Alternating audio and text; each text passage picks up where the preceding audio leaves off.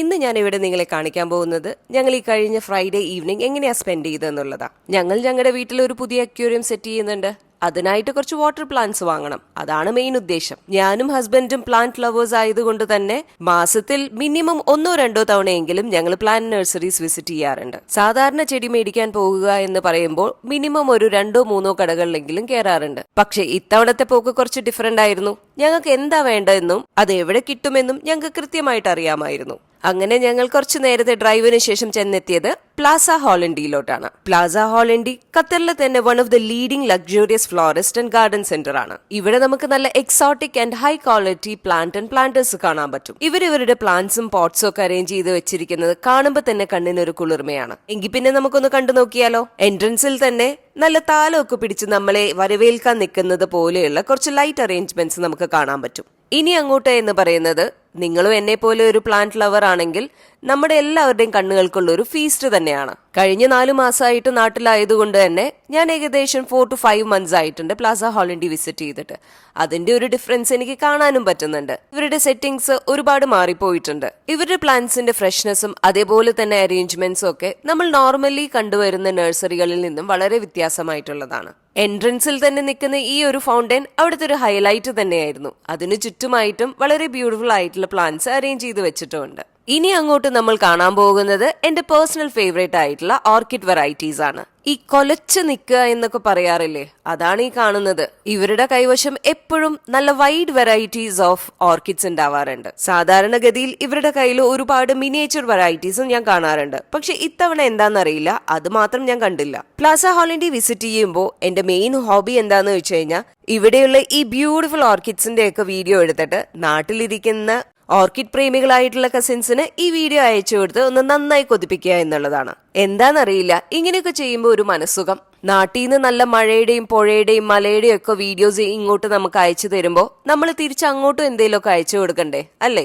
അപ്പൊ പിന്നെ ഇതുപോലെയുള്ള കൊതിപ്പിക്കുന്ന വീഡിയോസ് നമുക്കും അയച്ചു കൊടുക്കാം. അങ്ങനെ ഏകദേശം അവിടെയുള്ള എല്ലാ വെറൈറ്റീസ് ഓഫ് ഓർക്കിഡ്സിനെയും കവർ ചെയ്തതിന് ശേഷം നമുക്ക് നെക്സ്റ്റ് വെറൈറ്റിയിലേക്ക് പോകാം. ഇനി അടുത്തതായി നമ്മൾ കാണാൻ പോകുന്നത് non flowering varieties of plants ആണ്. അത് ഹാങ്ങിങ് രൂപത്തിലും ഉണ്ട്, അതല്ലാതെ നോൺ ഹാങ്ങിങ് ആയിട്ടുള്ള കുറെ വെറൈറ്റീസ് ഓഫ് പ്ലാന്റ്സ് നമുക്ക് ഇവിടെ കാണാൻ പറ്റും. ഇത് കമ്പാരിറ്റീവ്ലി ലോ മെയിന്റനൻസ് പ്ലാന്റ്സ് ആണ്. അടുത്തതായി ഈ നോൺ ഫ്ലവറിംഗ് പ്ലാന്റ്സിന്റെ അടുത്ത് തന്നെ നല്ലപോലെ തല ഉയർത്തി പിടിച്ചു നിൽക്കുന്നത് നമ്മുടെ ആന്തൂരിയം വെറൈറ്റിയാണ്. റെഡും ഗ്രീനും വൈറ്റും എല്ലാ കളേഴ്സും ഉണ്ട്.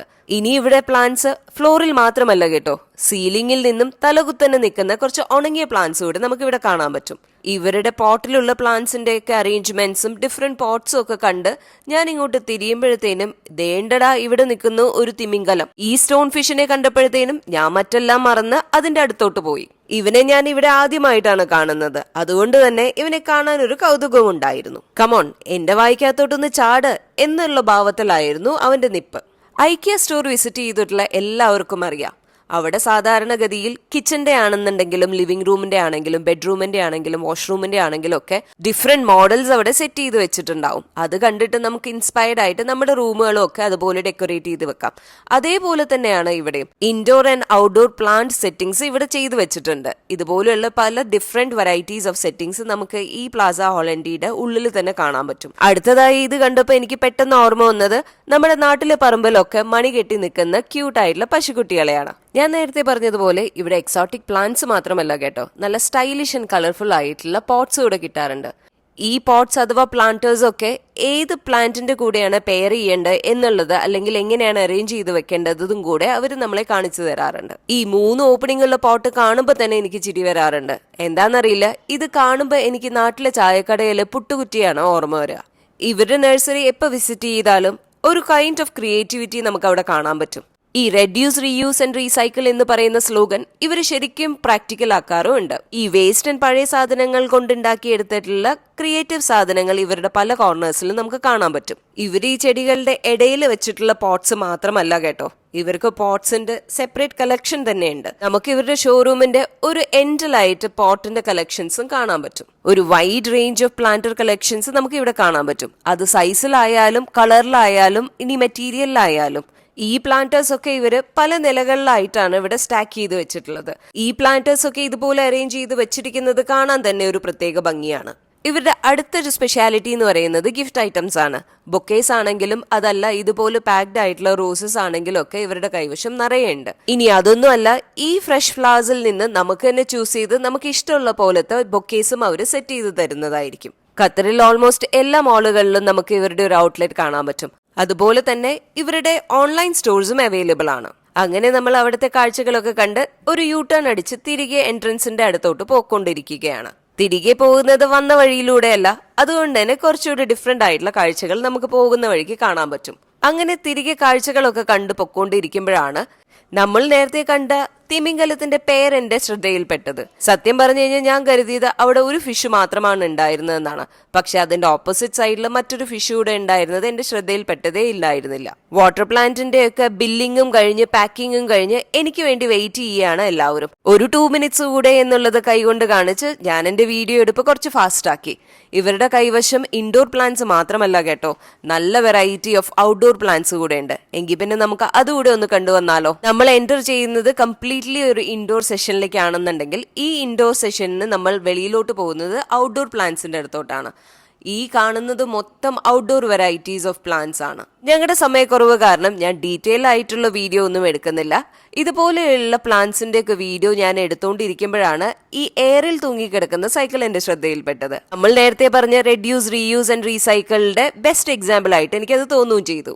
അങ്ങനെ ഏകദേശം കാഴ്ചകളൊക്കെ കണ്ടതിന് ശേഷം ഇനി നമുക്ക് മടങ്ങാമെന്ന് കരുതി ഞാൻ ഉള്ളിലോട്ട് പോവുകയും ചെയ്തു.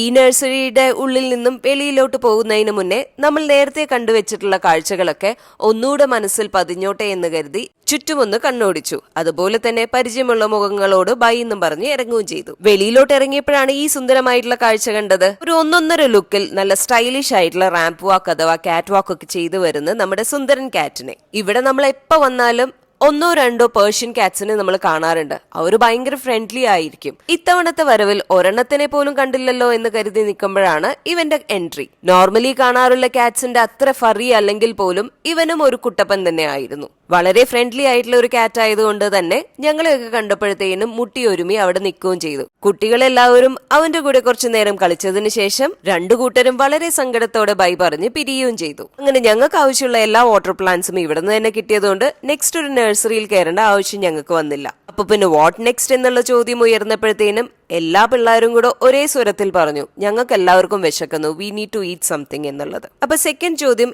ഏത് റെസ്റ്റോറന്റ് എന്നുള്ളതായിരുന്നു. പലരും പല സജഷൻസ് ആയിട്ട് മുന്നോട്ട് വന്നു. പക്ഷെ ഞങ്ങൾ വലിയവർക്ക് ഗ്രോസറി ഷോപ്പിംഗും കൂടെ ചെയ്യേണ്ടത് കൊണ്ട് ഞങ്ങൾ തീരുമാനിച്ചു ഹിലാൽ ലുലുവിലോട്ട് പോകാമെന്നുള്ളത്. അവിടെ ആവുമ്പോൾ നമുക്ക് വേണ്ട റെസ്റ്റോറൻറ്റും ഉണ്ട്, അതിനുശേഷം നമുക്ക് ഷോപ്പിംഗും ചെയ്യാൻ പറ്റും എന്നുള്ളത്.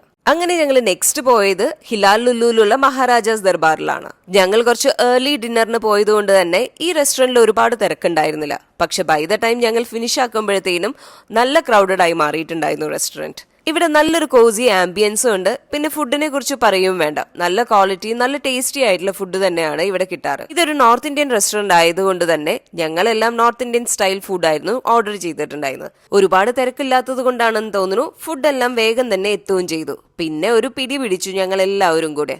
ഇവിടുന്ന് മൂക്കുമുട്ട തിന്നത് കൊണ്ട് കുറച്ച് ദഹിക്കാനായിട്ട് നമ്മൾ താഴെ ഗ്രോസറി ഷോപ്പിങ്ങിന് ഇറങ്ങാന്ന് കരുതി. ഞങ്ങൾ സാധാരണ ഇവിടെ വീക്ക്ലി വൺസ് ആണ് പർച്ചേസ് ചെയ്യാറുള്ളത്. ഫ്രൈഡേ അല്ലെങ്കിൽ സാറ്റർഡേ ആണ് നമ്മുടെ grocery purchasing day. Fridays normally Lulu's ഭയങ്കര ക്രൗഡഡ് ആയിരിക്കും. അതുകൊണ്ട് ഞങ്ങൾ സാധാരണ പ്രിഫർ ചെയ്യാറ് സാറ്റർഡേ ആണ്. പക്ഷെ ഈ ഫ്രൈഡേ എന്തായാലും ഞങ്ങൾ ഇങ്ങനെ ഒരു റീസണിന് പുറത്തിറങ്ങിയ സ്ഥിതിക്ക് ഞങ്ങൾ കരുതി ഇന്ന് തന്നെ ഞങ്ങളുടെ ഗ്രോസറി ഷോപ്പിംഗും കൂടെ ഫിനിഷ് ആക്കി കളയാമെന്നുള്ളത്. അങ്ങനെ ഞങ്ങൾ ഒരാഴ്ചത്തേക്കുള്ള ഫ്രൂട്ട്സും വെജിറ്റബിൾസും മീറ്റും ഫിഷും ഒക്കെ മേടിച്ച് ബില്ലിങ്ങും കഴിഞ്ഞ് തിരികെ വീട്ടിലോട്ട്. ഇത്രയും കഴിഞ്ഞപ്പോഴത്തേനും ഞങ്ങൾ എല്ലാവരും സത്യം പറഞ്ഞ് ഭയങ്കര ടയേർഡായി മാറിയിട്ടുണ്ടായിരുന്നു.